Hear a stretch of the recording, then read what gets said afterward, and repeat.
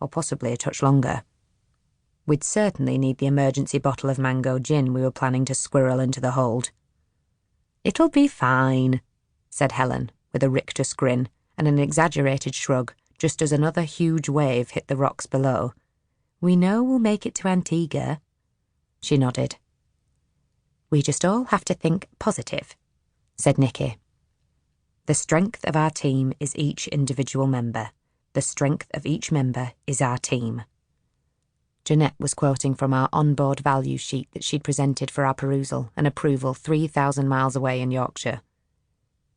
Standing there, staring at those powerful waves, we were all desperately trying to be positive, think positive and breathe positive, whereas deep down we were all wondering, why the bloody hell have we decided to row across an ocean in the first place?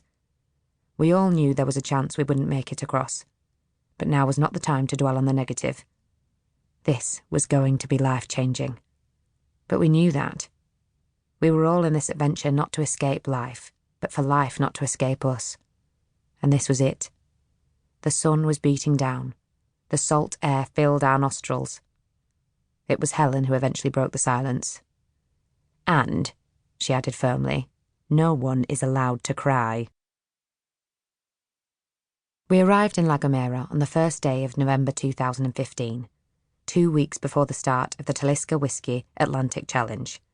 The four of us were about to row 3,000 miles from our base in the Canary Islands over to Antigua in the West Indies.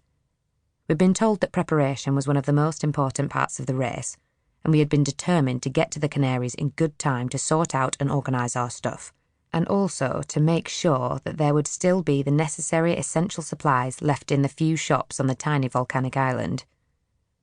BBC Breakfast had decided to film us leaving the UK, saying goodbye to our backup team, friends, lots of friends, family, lots of family, and supporters at Manchester Airport. Out of the 26 teams making the Atlantic crossing this year, they had chosen us, Yorkshire Rose, as the team to follow. We were naturally thrilled, as we were desperate to make as much money as possible for our chosen charities, Maggie's Cancer Care and Yorkshire Air Ambulance. The TV cameras were rolling as we stood at the Thompson check-in to Tenerife, surrounded by friends, relatives, and our piles of suitcases, packed with a water pump, bags of Brazil nuts, wet weather gear, and chafe-free pants, hoping they wouldn't make us pay for excess luggage, when we were approached by the strappingly good-looking former Olympic champion James Cracknell, who had famously rowed the same race with Ben Fogle off the telly some years before. Exuding ebullient charm, he had been sent by the BBC as our surprise guest to see us off and deliver some last-minute pearls of wisdom. Unfortunately, no one had told Janette, and in the confusion of suitcases, faces, and bright lights, she waved at him to move away. "Shh," she warned, index finger in the air. "The BBC are filming over there." "But," began James, looking a little confused, "can't you see the camera?" Not recognising the handsome rower, Janette was convinced he was another competitor in the race. "They are trying to get their shots." She was squinting a little into the light. "Could you just keep quiet until they are finished?" "I was just—" the handsome Cracknell ventured again. "Shh," she replied. Eventually, finally, Janette was introduced to her dashing interlocutor, and after red-faced, profuse apologies, James was allowed to deliver his final words to camera, which were that we would all hate each other one day and love each other the next, and that this would be a recurring pattern until we finished crossing the ocean.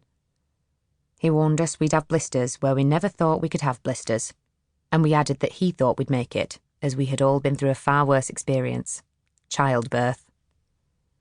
With his encouragement ringing in our ears, we set off for the Canaries, our chafe-free pants securely in the hold and at no extra cost. On our journey to get to the Canaries, we had been helped, not only very significantly by our families, but also by so many extraordinarily generous people along the way. One of these was 88-year-old Ron from Halifax, who owned a haulage company in Yorkshire and an apartment in Tenerife. He'd read about us in the Yorkshire Post and had contacted us via our fundraising website, offering his services as our official meet-and-greeter in Tenerife. Having never met him before, we, of course, had no idea what to expect as this charming, diminutive elderly chap met us at the airport. Not only did he manage to